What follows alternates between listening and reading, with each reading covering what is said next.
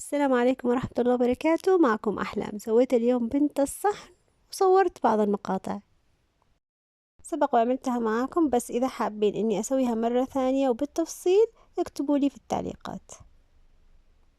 في صندوق الوصف وأعلى الشاشة بتلاقوا رابط، اضغطوا عليه بتطلع معاكم طريقة بنت الصحن المقطعة والغير مقطعة. في هذا المقطع مجرد بس تطبيق طبقات بنت الصحن، واللي هي عبارة عن 18 طبقة، يعني كان معي 18 كرة. بتمنى انكم تستمتعوا بالمشاهدة والدردشة الخفيفة هذه. انا حابة اطلب منكم طلب، بترك لكم رابط القناة في صندوق الوصف. يا ريت انكم تعملوا له مشاركة لكل المهتمين والكل اللي تعرفوهم عشان تكبروا معي القناة. وزي ما قلت لكم، اذا حابين اني اصور بنت الصحن من جديد وانزل كل تفاصيلها اكتبوا لي في التعليقات.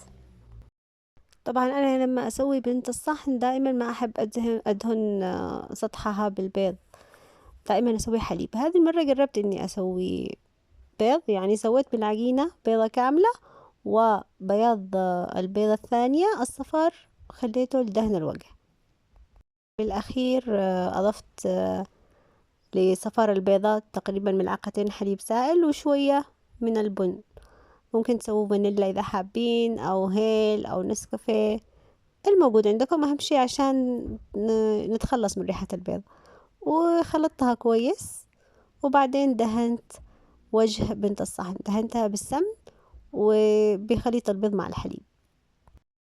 فالحمد لله النتيجة كانت حلوة، يعني ليش خفقت البيض كثير مع الحليب مع البن، ما كان في ريحة البيض المقززة هذيك وقت الأكل.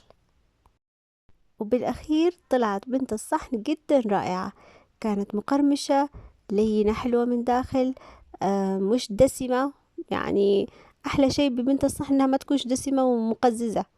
فما شاء الله كانت بنت الصحن مضبوطة بكل المقاييس كالعادة.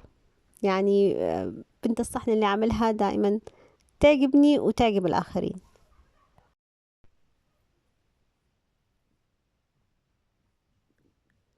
المهم أعزائي المتابعين والمتابعات، بتمنى يا رب المقطع هذا يعجبكم.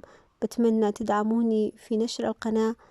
بستنى آراءكم بالتعليقات، وما تنسوش تضغطوا على لايك. وإذا كنتم أول مرة تشوفوني اشتركوا بالقناة، ونلتقي في فيديو آخر إن شاء الله، ومع السلامة.